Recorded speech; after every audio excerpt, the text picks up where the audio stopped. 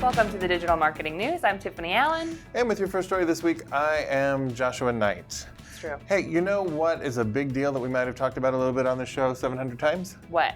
Dark social. Of course. Yes. By dark social, we mean apps like WhatsApp. Yes. Or Snapchat, or even perhaps Facebook Messenger. So it's not just apps you use in the dark.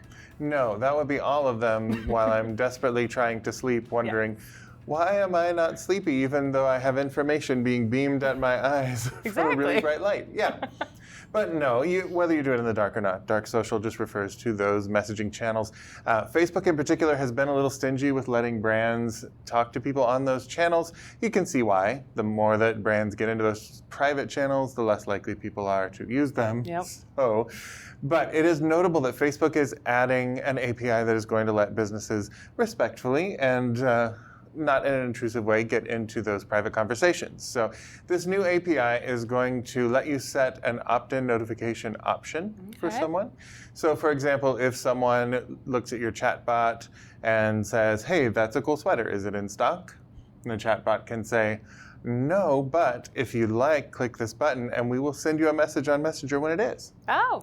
Yeah, so really cool functionality can be used for like those retail things we were talking about, or for when something new is released, or if there's a piece of news that people want. So you could just set a notification, and they're actually opting in to content from your brand. Good. So I think that is a really cool tool for marketers to be able to get in touch with people when they actually want us to. Yes, just the ideal time. Speaking of Facebook and things they own. And we were. Ha. Instagram has added new listings on the following tab. Do tell. I will.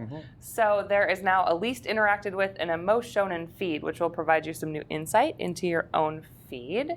So least interacted with is basically a list of accounts you might want to not follow, you haven't been interacting with at all. I do think it's funny that they have to tell us. Listen, you're not that into that guy. It's fine. just let it go.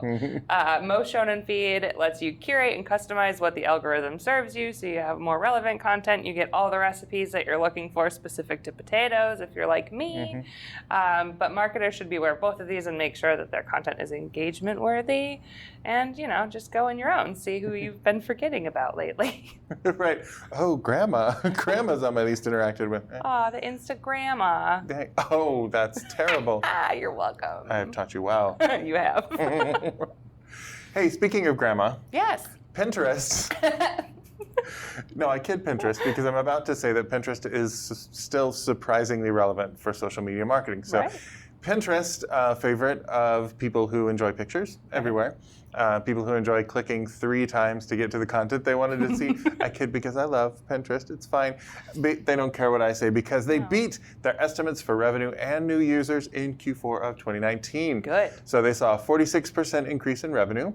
I didn't see that 46%. I love that. That sounds great. I did not, though, see also a 26% increase in new users, which they did. So that may explain the discrepancy.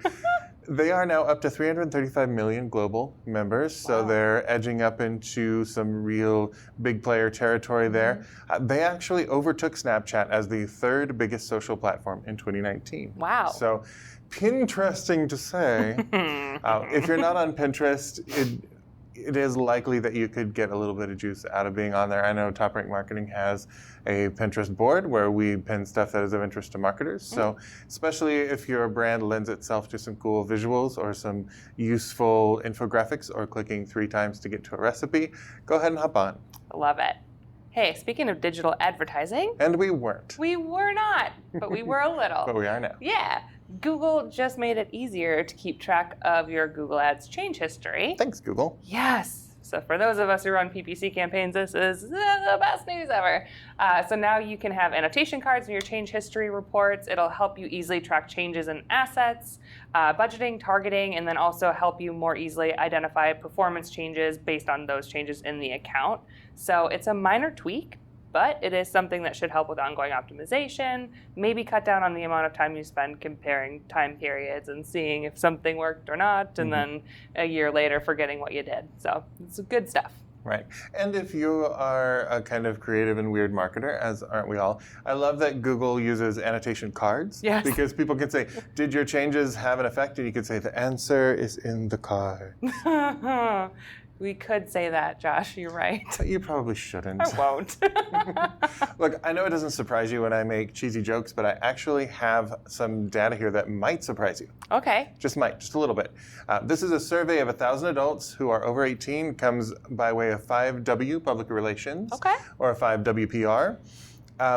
77% of millennials are on Facebook every day.